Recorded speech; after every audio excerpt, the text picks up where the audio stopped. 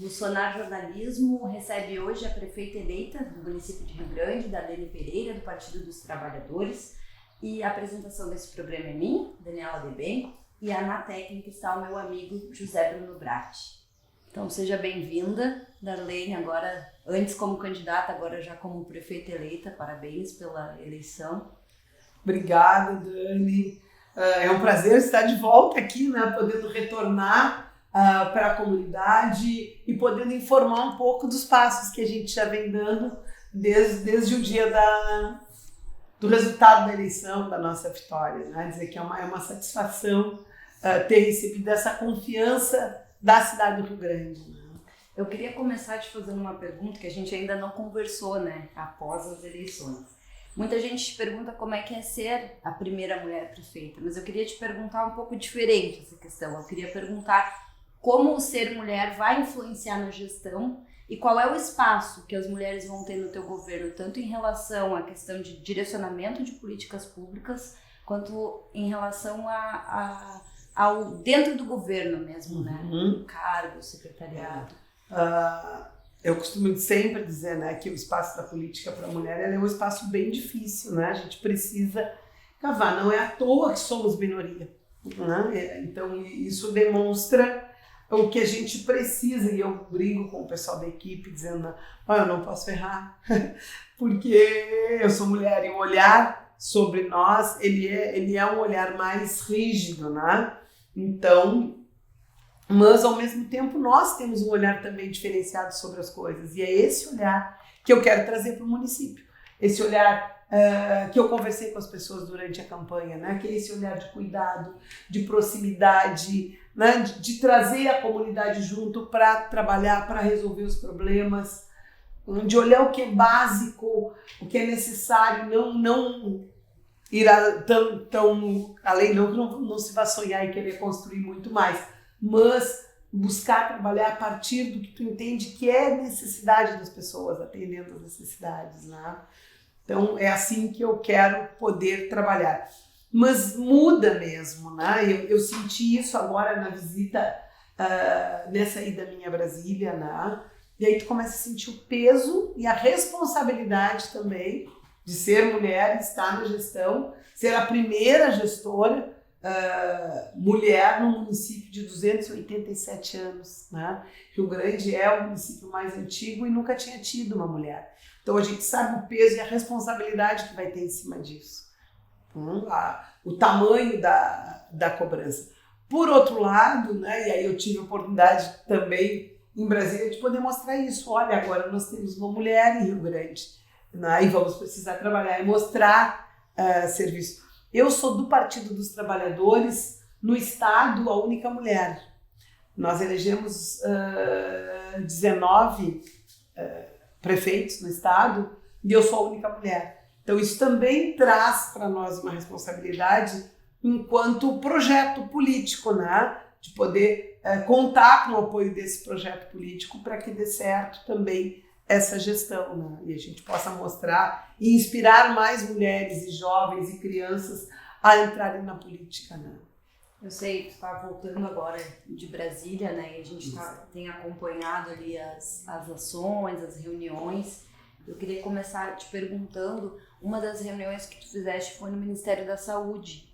E ali no teu Instagram, né, tu anunciaste que inclusive tinha 2 novas unidades básicas de saúde, policlínicas. Eu queria saber como é que tá isso, o que foi resolvido, o que é realmente compromisso firmado, o que é promessa, pra gente entender um pouquinho o que foi. E lá também a gente falou, tu tinha me perguntado sobre a questão da política para as mulheres, né?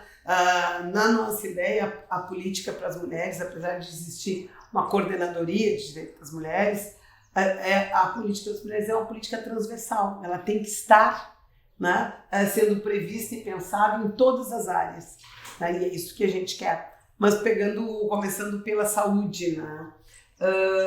Essa informação que eu obtive lá, e nós estamos fazendo um trabalho de pesquisa também, o que tem em cada ministério que já está vinculado ao município, para que a gente possa dar continuidade. E na saúde tem várias coisas, né? Tanto a policlínica quanto esses 2 postos de saúde foram coisas aprovadas pelo PAC Seleção, no PAC Seleção.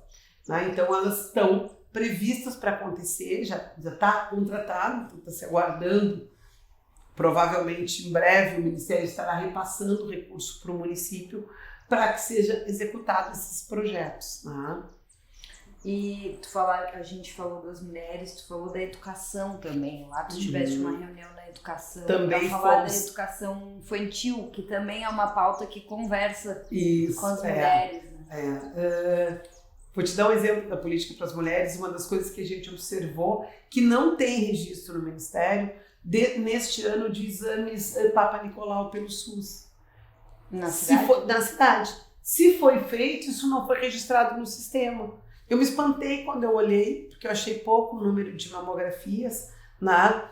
E aí eu fui além e vi que o Papa Nicolau não tinha nenhum registro. Então isso é uma coisa que a gente quer aproveitar.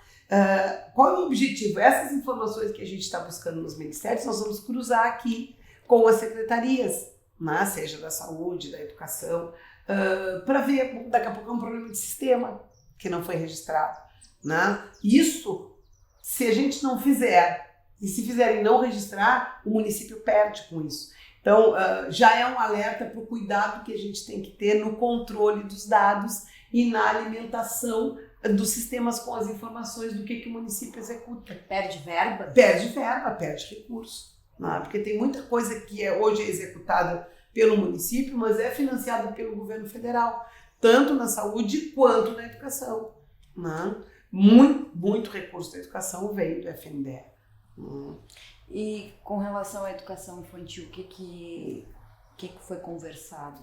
Tem a previsão também no PAC Seleções de uma escola de tempo integral, que a gente vai verificar agora o que o governo colocou, o atual governo, e como é que a gente vai poder fazer para dar andamento.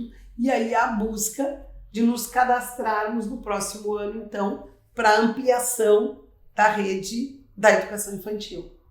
Existe a possibilidade da gente se cadastrar. A informação é que deverá, ano que vem, sair um novo PAC. Então, a gente também já quer adiantar, ver o que tem, né, para que a gente possa estar participando, apresentando projetos para serem financiados por esse PAC Seleção. Esse novo PAC Seleção. Sim, tu falaste ali de cruzamento de dados e tal. E a gente também tem a equipe de transição aqui. Como é que está funcionando essa transição com... Então, nós estamos montando, saiu ontem o decreto já nominando inclusive as áreas, são 14 áreas, a coordenação geral e mais 13 áreas, algumas que são maiores, como é o caso da educação, saúde e assistência, é uma única área por comissão, outras junta mais de uma pasta, né, de uma secretaria ou mais de uma área, para que a gente possa... Como é que vai funcionar a transição? Nós, equipe da nova gestão, vai nominar, escolher, indicar pessoas para compor essas comissões e o prefeito atual, através da sua chefia de gabinete, também vai indicar pessoas na secretaria para que a gente possa buscar essas informações. O grande objetivo desse processo de transição é dar maior transparência, é fazer um bom diagnóstico para que a gente saiba o que está recebendo, o que vai receber, quais são os principais problemas que tem, contratos que estão por vencer, situações mais difíceis, para que a gente possa, a partir daí, estabelecer um plano de ação, né, visando mitigar futuros problemas. Né? E a gente sabe que tem alguns contratos que estão por vencer, então nós já vamos querer ajustar com o atual governo. O contrato do lixo, acho que está para vencer, né? Isso, porque é contratação precária da limpeza urbana, né, dos serviços de limpeza também, mas eu só vou te dizer exatamente quando eu receber o contrato na mão e a gente poder ter certeza, porque são vários contratos, né? Então a gente vai precisar olhar isso ponto a ponto, então a gente tem convidado especialistas, pessoas da universidade, do Instituto Federal, representantes dos partidos, representantes da sociedade civil, como é o caso do CDL, do Sindilojas, do Sinduscom, da CUT, com representantes dos trabalhadores. Não? Então a gente está buscando que a sociedade possa participar e também colocar o seu olhar e a sua demanda. Não? O que sente que precisa, que está faltando, que a prefeitura não consegue responder, até para que a gente possa ver se existe a possibilidade dessa resposta de imediato, se a gente precisa trabalhar isso num projeto, ou a resposta tem, as pessoas não têm informação. Então isso tudo vai ser possível ver, né? Eu costumo dizer que é uma comissão de transição um pouco fora do tradicional, do padrão, né? Mas é justamente porque a gente quer também um governo fora do tradicional e do padrão. A gente quer um governo com transparência, com participação da comunidade, então a gente já está fazendo isso desde esse processo de transição. Então vai ser um grupo grande, vai dar em torno de umas 70 pessoas para mais. Essas pessoas já todas foram escolhidas? Não, nós estamos em processo. Nós estamos em processo de indicação, né? Os partidos estão indicando. Eu tenho uma reunião com o professor Danilo sexta-feira de manhã, buscando pessoas também da universidade. Já tem alguns convidados que são da universidade também, né? Então a gente ainda está em processo. A ideia é até dia 30, na outra quarta, a gente poder estar com a comissão para começar. Para começar. Sim. Né? E aí vamos divulgar também, vamos chamar vocês da imprensa para poder conhecer, saber e dar essa transparência. E tu achas que esse diagnóstico vai ser importante também para a escolha do secretariado? Está ligado uma coisa a outra? Não está ligado, mas é importante também, né? Eu tenho dito para as pessoas isso, né? As pessoas acham, tá brincando, não é isso. Porque a tendência é isso, né? Quem é que vai ser secretário? Eu ainda não tenho isso. E não tenho porque não sei, né? Eu não tenho porque, primeiro, eu acredito que a gente precise ter o diagnóstico. O diagnóstico vai nos dar qual o melhor perfil para aquele setor. E eu tenho dito isso. A gente tem que fazer um diagnóstico para ver se a estrutura como está, ela não está atendendo a demanda. Então, talvez a gente tenha que mexer também na estrutura. Então, isso tudo vai nos dar um olhar e, a partir daí, sim, a gente vai poder fazer melhor a escolha dos secretários e secretários, né? Então a gente tem o mês de novembro todo pensado para a transição, para o diagnóstico, né? A ideia é início de dezembro a gente poder apresentar para a comunidade o relatório já da transição e a partir daí passar para outra etapa. Né? Eu tenho dito, é um passo de cada vez, né? A gente sempre fica perguntando Não, mas em relação à estrutura, uma das coisas que se falou bastante e que é uma demanda do setor cultural é a questão da Secretaria de Cultura, né? Que hoje ela está aglutinada com outras áreas. Já se está pensando nisso? Foi bom tu fazer essa pergunta, porque isso também foi uma pergunta da época de campanha. E assim, eu sempre disse, porque tem uma falácia, né, de redução do tamanho da máquina. Eu não acredito que seja a redução do tamanho da máquina que vai resolver o problema. Prova tá a redução que foi feita nessa atual gestão e o estado que ficou. Por exemplo, eles juntaram infraestrutura com serviços urbanos, criaram a Secretaria de Zeladoria. Olha a situação que a cidade ficou.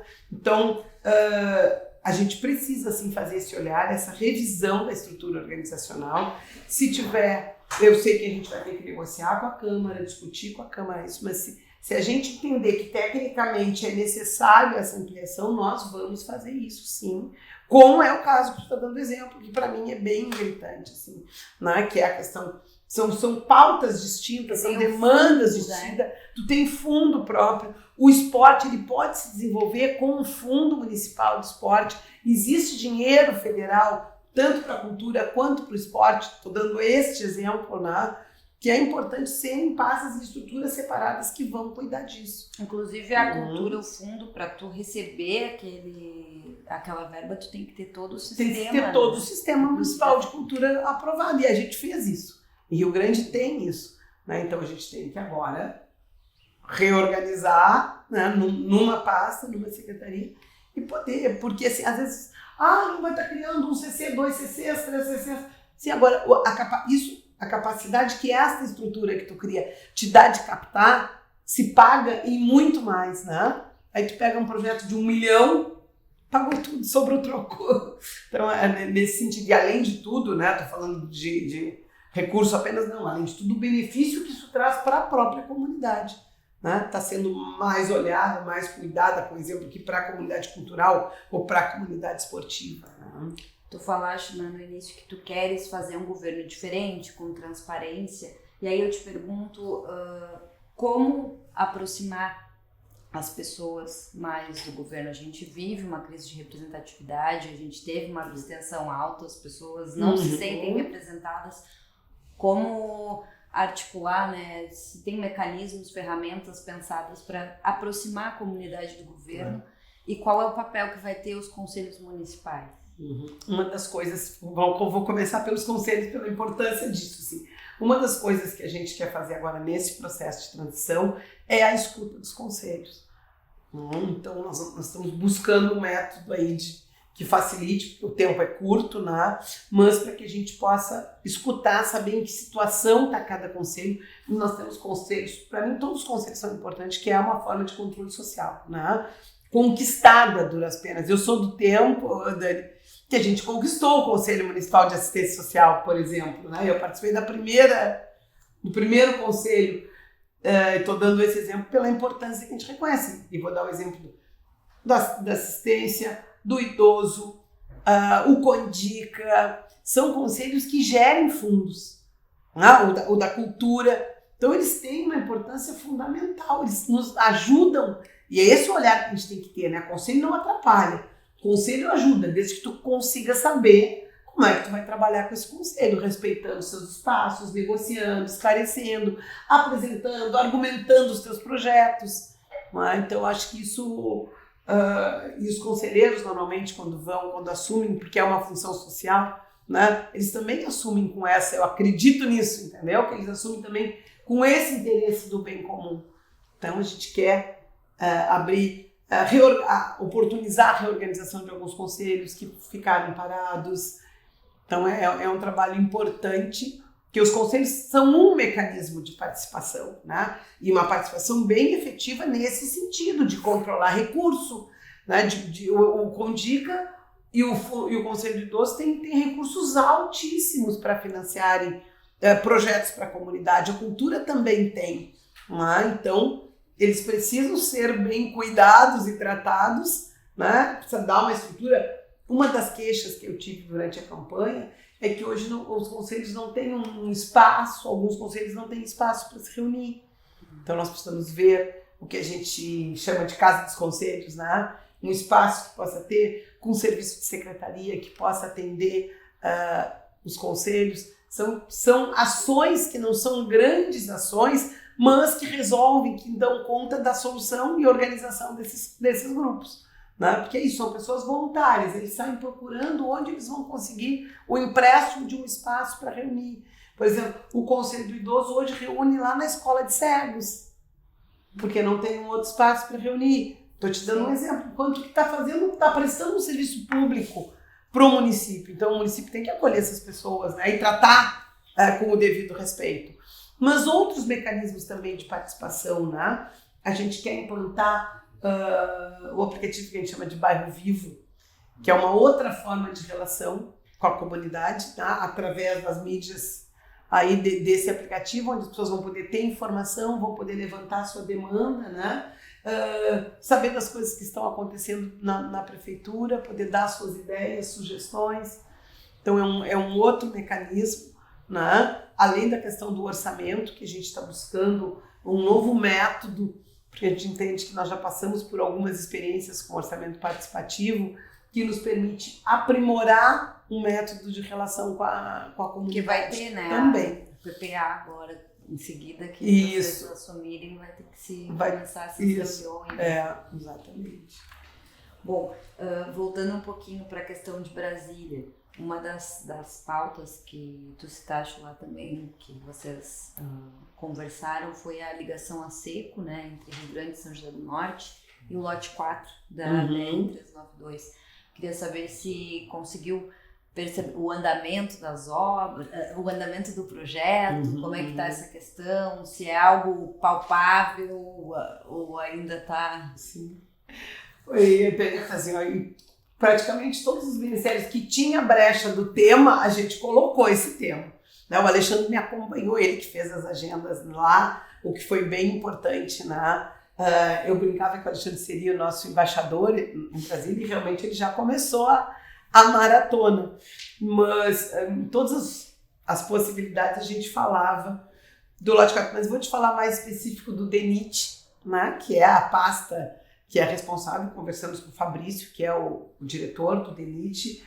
A questão da ligação a seco, o processo licitatório está quase pronto, ficou de nos avisar, né, avisar o gabinete do Alexandre e encaminhar informação aqui para nós também da publicação, da licitação, né, para licitar o projeto da ligação a seco. Então esse está ok, está tudo em andamento, está tudo...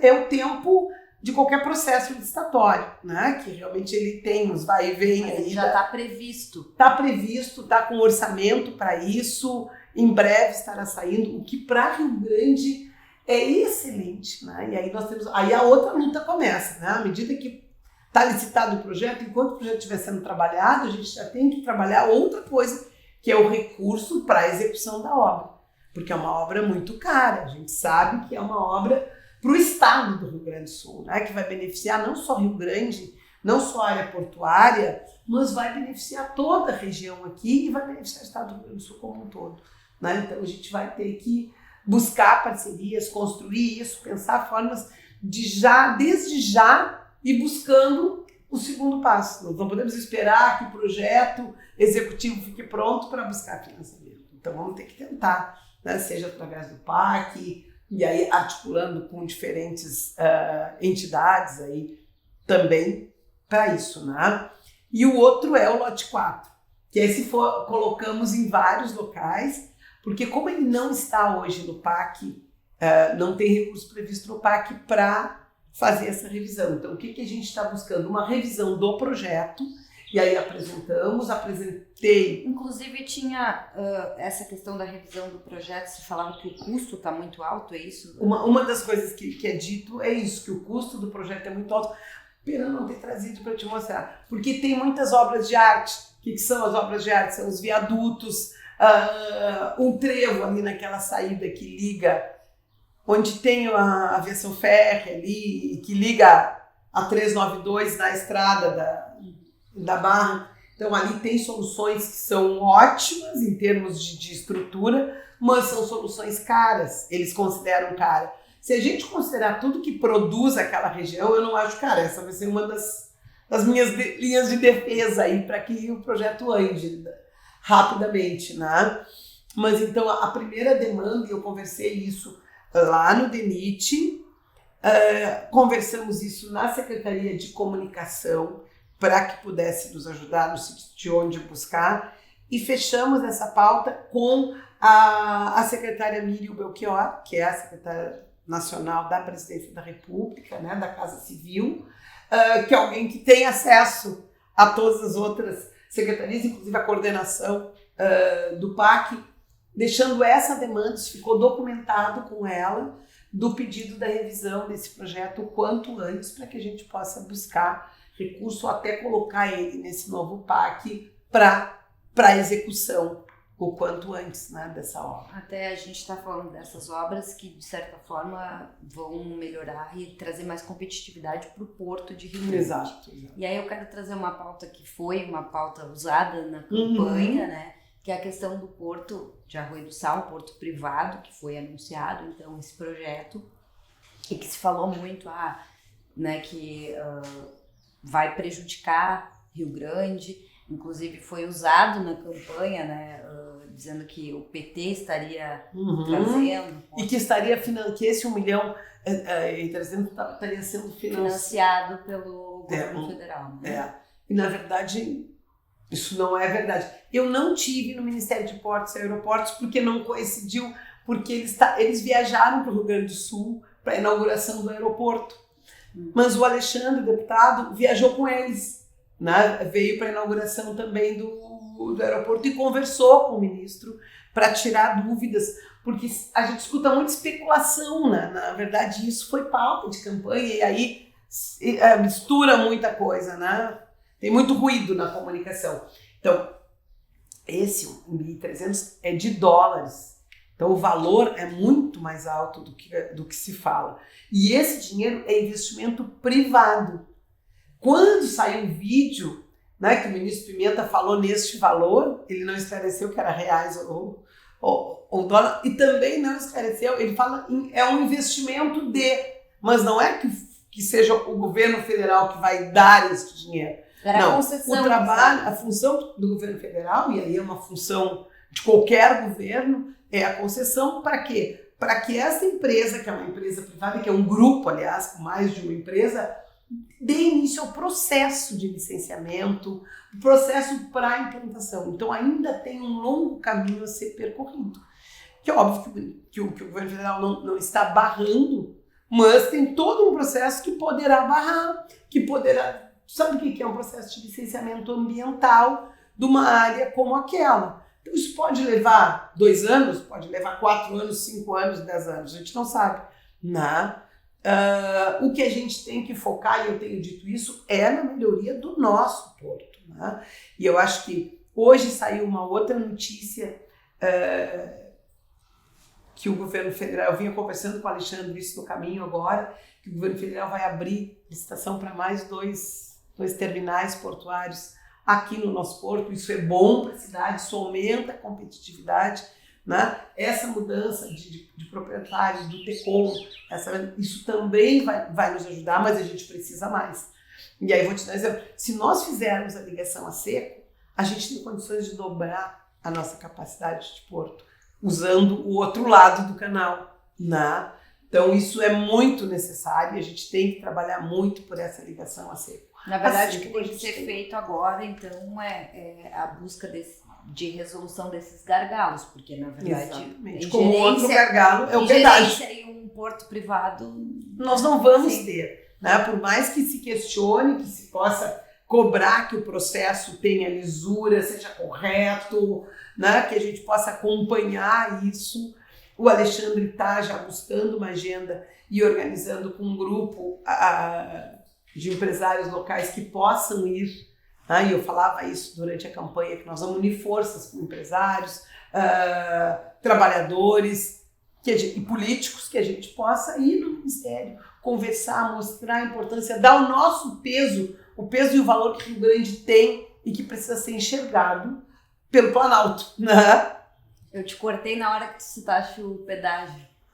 Não, eu acrescentei que é um outro gargalo, né? A gente resolver pedágio, ligação a seco Rio Grande de São José do Norte, lote 4, a gente amplia em muito a capacidade de competitividade do nosso porto, que é excelente, que produz, o porto hoje, em termos de economia, é a nossa maior riqueza. Porque olha a logística que ele tem. Quando eu apresentava para a secretária Miriam Belchior o projeto do lote 4, e a gente olhar a quantidade de empresas que tem nesse entorno, a riqueza que elas produzem, que elas devolvem para o país, vale a pena o investimento. Então é caro até ali, né? Se tu não considerar tanto o retorno econômico quanto a segurança, a vida das pessoas que passam, porque as mortes têm sido grandes ali, né, em termos de acidentes também. Então a gente precisa olhar para esse conjunto e brigar por isso para trazer, né? Sim, que não seria nem uma competência do município, mas unir forças para...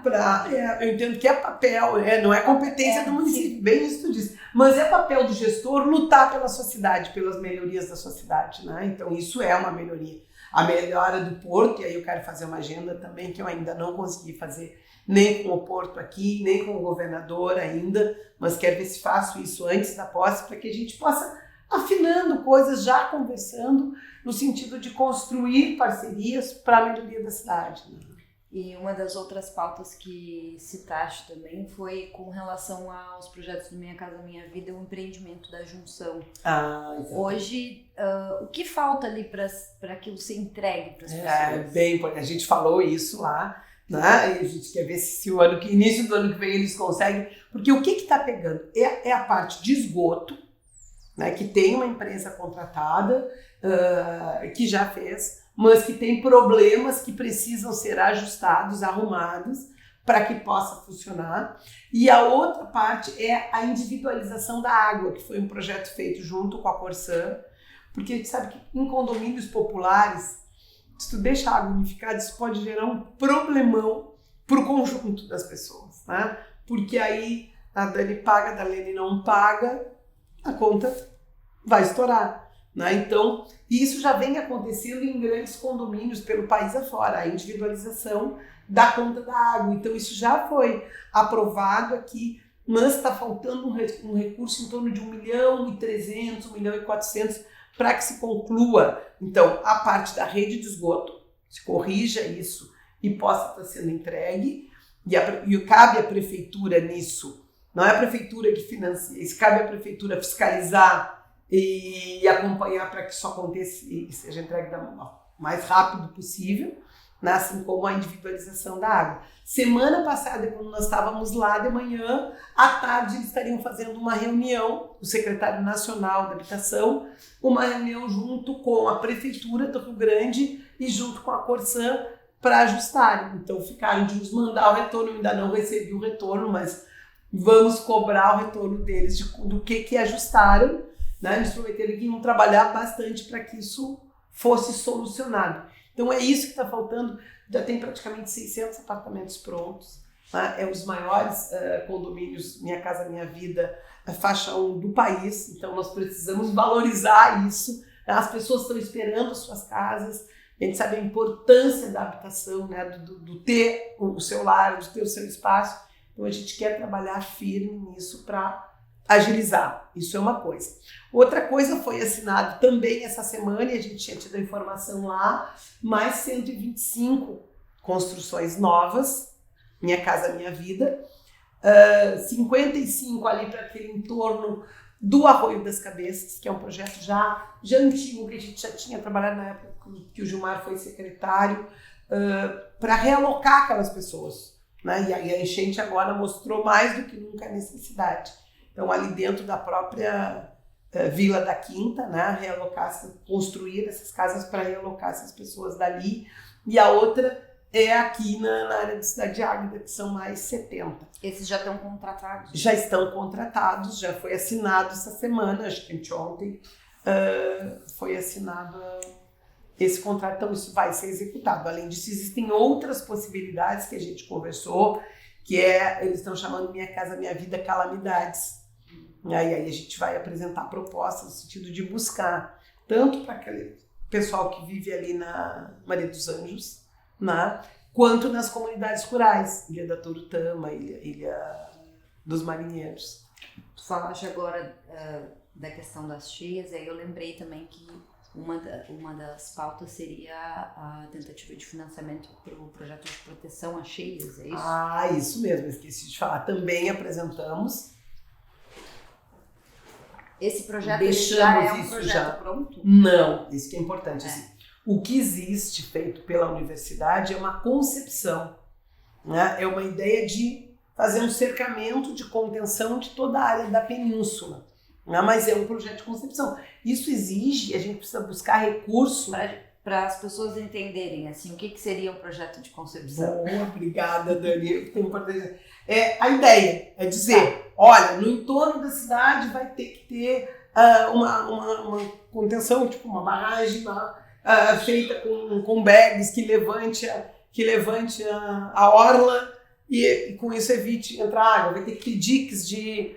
Então é isso, mas é uma ideia, é uma proposta de uma... Agora, como ele vai ser, né? Quais as medidas, quais a altura, que material utilizar, isso já é no projeto executivo que a gente chama.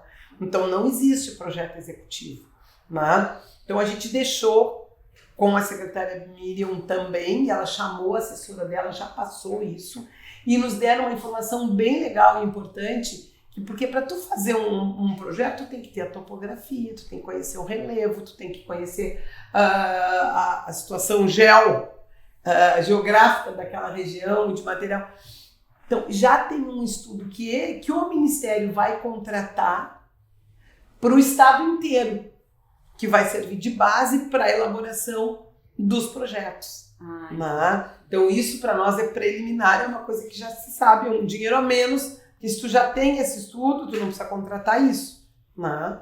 Tu já usa isso para elaborar o projeto executivo. Então ficou registrada a nossa demanda, provavelmente a gente vai acrescentar isso de novo, oficial, o ano que vem no PAC, né?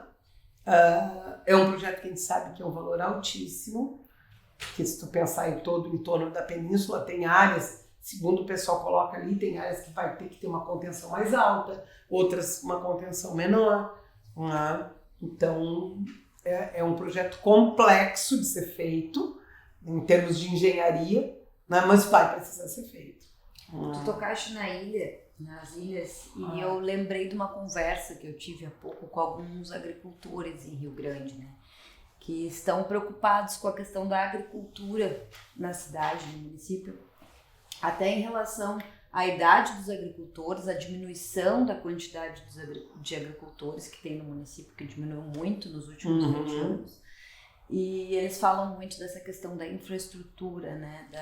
A enchente também prejudicou muito a agricultura nas ilhas. A gente sabe, né? Que tem pessoas que não querem voltar, né? Que vão resolver fazer outras coisas da sua vida. Muitos filhos de agricultores não querem seguir, porque pelo sofrimento, pela falta de condições. Né? Nós tivemos no Ministério do Desenvolvimento Agrário, com o secretário da área da agricultura familiar. E foi muito legal essas possibilidades que existem, que a gente pode fazer, que eles se disponibilizaram, né, a vir a Rio Grande, a fazer orientação, a fazer renovação de cadastro ou cadastros novos para agricultores, porque quando tu olha o número lá em Brasília é pouco, né? Então a gente sabe que aqui tem mais. Como é que a gente faz para regularizar, para essas pessoas poderem acessar crédito, para que essas pessoas possam ter benefícios de melhorias, participarem dos programas nacionais de aquisição de alimentos, que dá a garantia do agricultor ter o seu produto vendido e com isso tem a sustentabilidade. Então foi ótima a reunião com essa secretaria. Assim, existem várias possibilidades que a gente pode já no início do ano encaminhar com eles. E eu vou aproveitar aqui até para trazer uma demanda que surgiu dessa conversa que eu estava, que eles falavam da questão da lei da compra da merenda escolar na agricultura familiar, que determina que é da agricultura familiar, mas que não necessariamente é da agricultura familiar de Rio Grande, e que muitas vezes essa merenda é comprada em cooperativas do norte do estado, em outros locais, que às vezes até é mais simples fazer essa compra do que necessariamente a compra aqui do município. Como é que tu vê essa questão? Tu achas que é possível, então, priorizar o agricultor local? O que acontece? A gente já fez essa experiência no governo do Alexandre, né? Então, o que acontece? Nem tudo o nosso agricultor local vai ter, ainda mais agora, depois da enchente. Mas a ideia é priorizar. O que tiver em Rio Grande se comprar daqui. É mais complexo? Porque a gente não tem hoje um mecanismo que facilite isso. Nós vamos ter que pensar a melhor forma de se fazer, tanto produtos da agricultura quanto pescado na merenda escolar. Né? Também, porque é uma fonte importante de proteína, né? Trabalho, resgate nosso, Cidade das Águas, né? Então nós vamos sim trabalhar nessa linha. Agora também sei que a gente vai ter que buscar fora, porque a gente sabe que não tem tudo, mas tu pode ir estimulando, né? Na época a gente comprava daqui e comprava do lado de São José do Norte, que tem uma cooperativa com a FAM, que é regularizada, que pode trabalhar com PA, e vendia também, fornecia Rio Grande. Não sei hoje como é que eles estão, né? Também depois da enchente, como é que ficou São José do Norte. Mas a ideia é a gente poder valorizar isso. Conversamos esse assunto, inclusive, na saúde, que eles também estão levando isso para a questão da compra para os hospitais públicos, né? Também com a compra da agricultura familiar. E agora tu falaste de saúde, eu me lembrei de uma pauta que a gente conversou aqui, que é a questão dos profissionais, né? Da falta de profissionais da saúde, a lei de responsabilidade fiscal, e aí tu me falavas que tentaria, então, dentro do governo federal, programas como Mais Médico para atrair, então, novos profissionais. Foi feita essa conversa? Foi feita essa conversa. A Juliana Costa, que é rio-grandina, está trabalhando hoje no Ministério e ela acompanhou essa agenda, e ela é uma das pessoas convidadas para compor a comissão de transição por lá, porque ela vai fazer esse levantamento de tudo que hoje já tem contratado pelo município, que o governo já repassa, e todas as possibilidades que a gente ainda tem de buscar mais. Né? E eu quero fazer isso com todos. Aproveitei que ela está lá e já pode nos dar essa informação. Mas a nossa ideia é buscar essa informação em todos os ministérios. Né? O que tem e o que a gente pode buscar além. Né? E como manter a informação disso, porque é essa informação que vai nos dar a possibilidade de receber mais também, de ter mais repasse. Sim, porque se tu não alimenta o sistema, o governo não registra que tu tem aquele serviço sendo oferecido, ele também não vai te pagar. Sim, paga pelo serviço que o Exato. presta. E aí uma das questões também que a gente já conversou aqui até com outros entrevistados, que é a gestão plena da saúde. Qual é a tua avaliação sobre isso? Ficou de ver quais são os passos que precisa dar. Né? Ela também vai buscar mais informações detalhadas sobre isso, né? Porque na agenda a gente conversou sobre o assunto, mas para fazer andar tu tem que pegar mais detalhes. Né?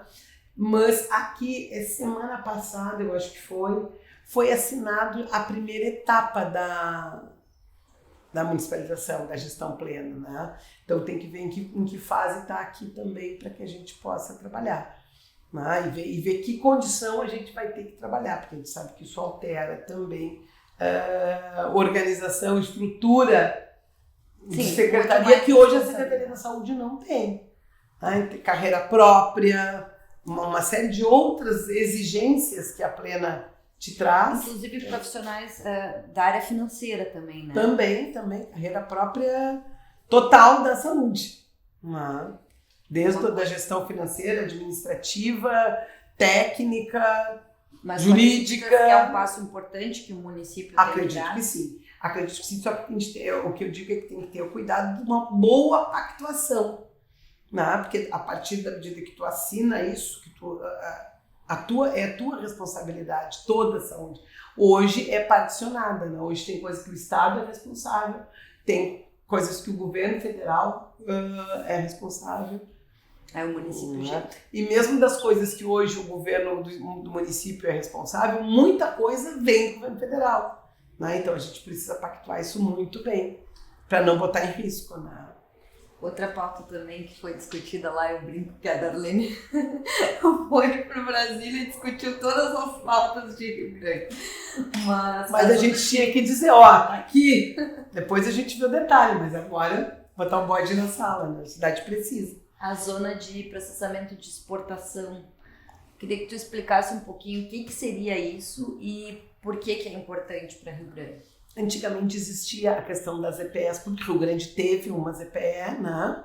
Hoje mudou a legislação. Hoje essas EPS, essas zonas de processamento industrial, para exportação, elas elas são privadas. Então, a tarefa do governo é a concessão, é a permissão de que aquela empresa, aquela zona de processamento industrial, se instale na região. E já tem uma empresa não é um pool de empresas, interessadas em Rio Grande, em implantar aqui em Rio Grande uma zona de processamento. E a gente, então, está buscando, foi ser feita essa conversa, eu fui me inteirar disso, porque em Rio Grande nós temos interesse, né? Porque associado a isso, quando uma empresa dessa se instala, ela tem que cumprir várias contrapartidas, por exemplo, em outras áreas, né? Como na área do desenvolvimento tecnológico, na área social. Então, nós fomos ver em que pé está e como é que o município pode acompanhar isso. A informação que a gente teve, essa empresa ela já tinha entrado, tinha tido uma primeira negativa, aí eles orientaram como poderia ser o recurso, por que foi negado, né? Então a empresa vai entrar com outro recurso administrativo para tentar ver. Se isso ocorrer, para nós será muito bom, né? Então, e a gente quer poder acompanhar isso de perto. Voltando, eu toquei ali na questão da agricultura do interior, e aí voltando um pouco para a estrutura, eu sei que vai ter o diagnóstico, né? Mas em relação ao olhar para o interior, tem uma ideia de se ter uma secretaria especial do interior para dar conta dessa questão da infraestrutura, né? Isso é uma das coisas que eu disse na campanha e eu quero poder fazer. Eu sei que essa mudança de estrutura ela depende da Câmara de Vereadores, então a gente quer dialogar não só, né, com a nossa base, mas dialogar com todos os vereadores, uns 21 vereadores, mostrando a importância de por que a gente está fazendo isso. Ninguém está brincando, tá? A gente quer poder fazer uma gestão qualificada, né? Técnica e politicamente qualificada, que atenda a demanda. O interior, ele precisa ter uma estrutura que olhe para lá. Ele precisa ter a quantidade de estradas vicinais, né, que são hoje de areia ou de saibro, é muito grande. E aí como é que tu vai usar? Tu vai compartilhar a máquina, dividir máquina aqui da cidade, que está aqui, com lá, o custo disso. Então a gente precisa ter uma estrutura lá que aproxime do povo do interior, né, com equipe e com equipamento para dar conta. Né? Mas, digo isso de novo, isso tem que ser criado, porque hoje não tem. Né? E na época, nem as máquinas tem, né? Não, exato. Na agricultura tem alguma coisa de máquina, que é da agricultura específico para atender, né, a agricultura do interior. Eles funcionam no sistema de patrulha agrícola e tal, que vai estar, a minha ideia é que isso possa estar integrado à Secretaria do Interior, né, mas nós vamos precisar equipar, buscar recurso, né, colocar pessoal para isso. Tu citaste o legislativo, como é que tu imagina fazer essa relação, né, com o legislativo municipal? Porque a gente sabe que tem 8 vereadores, então, que são da base do governo, o restante da Câmara provavelmente, né, vai ser oposição ao governo. Como é que vai ser esse diálogo com a Câmara dos Vereadores? Eu não quero entender que o restante dos 8 vai ser oposição. Eu quero entender que a gente vai poder, claro que vai ter oposição, e eu não nego isso, e a oposição ela faz parte, né, da vida política. Mas a gente quer poder dialogar e discutir e apresentar projetos que sejam de interesse da comunidade e, nesse sentido, poder dialogar, inclusive com a oposição, para que possa ser aprovado. Né? Porque eu acredito que mesmo sendo oposição, as pessoas não vão querer o mal, não vão querer perder, apesar de saber que isso já aconteceu. Né? Nós perdemos algumas coisas na gestão passada do Alexandre puramente por disputa política, como Luz para Todos, né? que a gente tinha o Caixa Ilumina, era o nome do projeto, que não foi aprovado na Câmara, não passou. Passo seguinte, no governo novo, eles implantaram a taxa de iluminação, né? E negociaram, fizeram outro financiamento para a iluminação elétrica. A cidade hoje tem iluminação a este custo. Né? Só estou te dando um exemplo, assim, por isso a gente tem que jogar com muita transparência, com muito diálogo, tanto com os vereadores da situação, da oposição e com a comunidade. A comunidade tem que saber também do que está acontecendo. Né? Tu falaste de financiamento, eu lembrei também da reunião com a agência francesa. Tu te inteiraste um pouco melhor do projeto? Como é que está essa questão? Foi muito boa a pauta com a agência, no sentido que foi a reunião mais técnica que a gente teve, né? Porque eles nos colocaram a par do que já andou, da situação que está, de como é que a gente precisa, ações que a gente precisa tomar para encaminhamentos, para garantir, né, a continuidade, que essa é a minha maior preocupação. E eu coloquei isso para eles claramente, que eles poderiam ficar tranquilos com a mudança de gestão, porque a gente vai e quer honrar com tudo que está pactuado nesse financiamento, né? Porque já está pactuado, já foi assinado. Esse financiamento ele já está... Ainda não teve nenhum desembolso, então a agência não repassou nenhum recurso ainda. Mas o município já está apto a receber esse financiamento? Não, já está contratado, já está contratado. Aí, eles têm 6 meses para o primeiro desembolso. Tá? E aí conversamos da possibilidade, inclusive, de fazer o primeiro desembolso até o final deste ano ainda, na gestão atual. Para mim não tem problema nenhum nisso, né? Porque as coisas têm que começar a acontecer. Assim. Então é bem importante, mas nós temos que instalar uma comissão, uma unidade gestora de programa específica para cuidar desse projeto, porque ele é um projeto grande. Ele prevê, é isso que eu ia te dizer, ele prevê eu quero poder apresentar isso para a comunidade de forma transparente, porque nem a gente conhece ainda a totalidade, né? Mas ele prevê o enrocamento da Ilha da Torutama, por exemplo, que é um projeto que eu falei muito durante a campanha. Falei aqui, eu acho que é uma coisa essencial, nós vamos perder aquela comunidade, né? Não o povo, mas uma história ali, toda uma estrutura que, se nós não protegermos, ela vai embora com a água ao longo do tempo, cada vez mais rápido, né? Então, prever isso, prever obra nos moles da Barra, no Instituto dos Moles, prever obra no Parque Urbano do Bolacha e prever toda aquela região ali da Sokovsky, uma grande via naquela região ali. Então, a gente tem que ir aos pouquinhos trabalhando cada processo licitatório, a agência vai acompanhar cada processo licitatório. Então foi muito boa a reunião, assim, produtiva em termos de uma reunião de trabalho já, né? Sim, para entender o que vai acontecer. Agora o próximo passo é voltar aqui, né? É reunir, aí a Comissão de Transição vai fazer isso, reunir com a GPPE daqui, que é o Gabinete de Programas e Projetos Especiais, que é quem está cuidando deste projeto, né, ver como é que está o detalhe, o que está em processo de revisão, o que tem projeto executivo já pronto e o que ainda não tem, né, que a gente vai ter que fazer. São projetos grandes, que são demorados, então a gente tem que saber e dar ciência para a comunidade disso. Eu queria te perguntar também em relação à prioridade que vocês têm para a licitação do lixo e do transporte coletivo. Que a gente até no programa passado, né, na eleição, a gente nem tocou na questão do transporte. Não deu nem tempo. Então, do transporte coletivo, a agência está dando apoio, porque isso envolve a questão de transporte com menos impacto ambiental.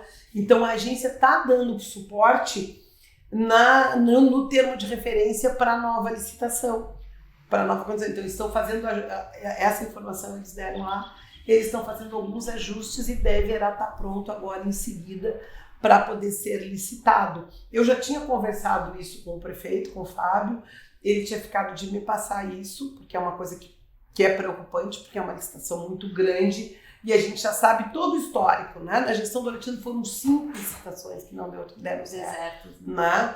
O Fábio chegou a fazer uma tentativa, então precisa dar certo, então a gente tem que olhar juntos isso, para ver se vai sair ainda, se eles vão publicar ainda esse ano, se a gente vai publicar, mas ele também tem medida do Ministério Público que exige, que está dando para ele prazo para isso, né? Então eu quero ver pelo menos para ter noção se a gente tem como fazer alguma análise, tirar dúvidas de como é que isso vai funcionar. Por que me preocupa? Porque, na verdade, os próximos 4 anos, quem vai estar sou eu. E quem vai ouvir um serviço não de qualidade vai ser eu, de alguma coisa que foi feita agora, né? Então, acho que a gente precisa trabalhar juntos nisso pela cidade. Assim. E da questão do lixo? Da questão do lixo ainda não tem, e nós temos que fazer. E essa é grande.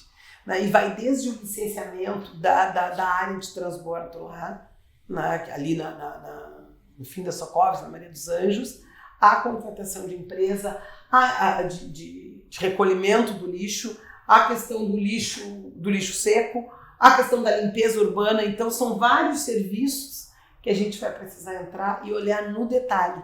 Eu não quero te adiantar, te dizer, porque o que a gente sabe é muito assunto de campanha, né? Uns dizem que tem, outros dizem que não tem. Então, a gente precisa olhar isso no documento, olhar isso de forma técnica e séria para ver a melhor solução. Porque a gente sabe que tiveram vários contratos emergenciais. Todos os contratos foram precários. Você não tem hoje uma licitação que nos dê segurança da prestação de serviço.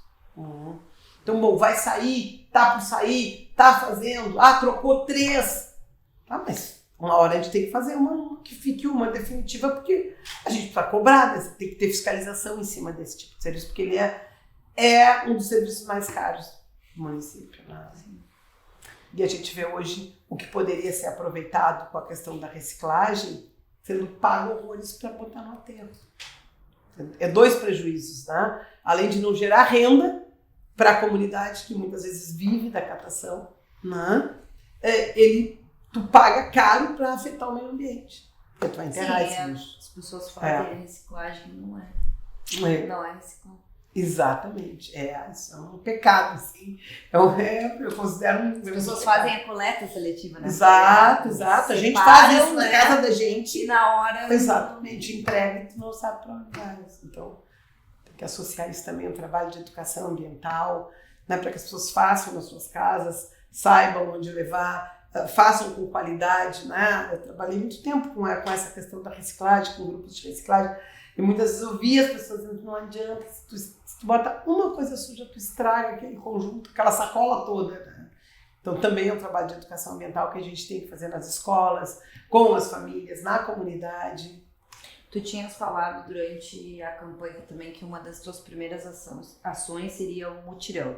Já sabe mais ou menos como, tu tens uma ideia de como esse mutirão vai... Não, a gente está discutindo uma das coisas que a gente quer já está para marcar a reunião com a União Rio Grandina dos Bairros e com a CURG, que é a União... É a CURG e a URAB, né? E a CURG e a URAB. Não lembro agora o significado. Não, estou fugindo aqui. É que muita sigla. Muita sigla, E para contar com a participação da comunidade, das associações, das lideranças. Então, a ideia é fazer essa rodada também de conversa e poder estabelecer. E agora a Comissão de Transição também vai estar com essa tarefa desse olhar sobre os bairros, né? Para a gente ver por onde começa esse mutirão. Uma coisa que a gente precisa ver é isso, com que equipe nós vamos contar. Porque tem informação, tem o pessoal da Fênix, que é a maior equipe contratada, empresa contratada da prefeitura, que faz o serviço de limpeza, de varreção, que é uma equipe fundamental no trabalho de mutirão, por exemplo, que parece que o contrato está terminando também no final do ano. Então nós vamos ter que ver isso agora, ainda esse ano, para ter equipe que possa trabalhar. Mas vamos fazer. Não sei da velocidade, mas pode ter certeza que isso vai acontecer. E a auditoria entra dentro desse diagnóstico? São duas coisas separadas? Não, esse diagnóstico ele vai dar algumas orientações, né? Mas a ideia da auditoria é um estudo mais focado no financeiro, no econômico, na própria folha de pagamento, na receita e despesa da prefeitura. Isso no que a gente pode... Governo. Exatamente, Só que assim, quando a gente diz início, aí tem a burocracia, né? Vai fazer no início, mas tu tem que contratar uma empresa que faça isso, né? Porque é uma consultoria externa, não é interna, então tem toda a burocracia para que se possa fazer. Tu só pode fazer isso depois que entrar no governo para poder contratar, né? E a ideia é que tanto esse diagnóstico quanto a auditoria, elas sejam divulgadas? Certamente. A gente quer fazer provavelmente semana que vem, quando a gente implantar, já apresentar para vocês, para a imprensa toda, qual a dinâmica, qual é a estrutura, quais são as áreas que vão ser vistas, quais são os principais pontos que vão ser buscados, para que depois, quando a gente tiver esse relatório, da mesma forma, a gente possa publicizar esse relatório já com as nossas propostas de primeiras ações, né? Olha, quantos mutirões a gente teria condição de fazer nos primeiros 100 dias, né? Como é que a gente vai trabalhando, isso tudo vai estar dentro desse processo. Então tá, eu queria agradecer a tua presença aqui no nosso programa, agradecer a todos que nos acompanham, convidar vocês que além do nosso canal no YouTube, a gente tem um perfil no Instagram, @sonarjornalismo. Até mais. Tchau, obrigada por estar aqui, que eu possa voltar outras tantas vezes.